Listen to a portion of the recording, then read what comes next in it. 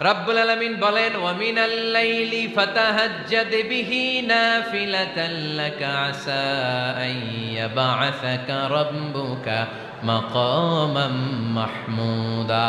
তাহাজ্জুদের নামাজ যারা পড়বে তাদের মর্যাদা বাড়িয়ে দেয় কে?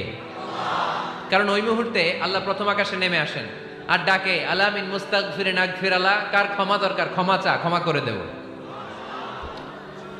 আলা মিন মুস্তাকসিন আকসুলা, কার খাবারের দরকার পোশাকের দরকার চাও দিয়ে দেব। চাও, কার কি লাগবে চাও আমি দিয়ে দেব। এজন্য শেষ রাতের দোয়া আল্লাহ কবুল করে। এই যে রমজান আসতেছে না সামনে, কোন মাসে রমজান? এপ্রিলে। রমজানে তাহাজ্জুদ পড়ার একটা সুবর্ণ সুযোগ, কারণ সাহারি খাওয়ার জন্য তো ওঠাই লাগে। একটু তাহাজ্জুদের অভ্যাস করব আমরা। রাজি আছি তো সবাই? 3 নম্বর নফল ইবাদত হচ্ছে দোয়া। সবাই সবার জন্য দোয়া করব। অনেকে কয় হুজুর আমার দোয়া আমি করবো, ওরটা ওই করবো, এর লেগে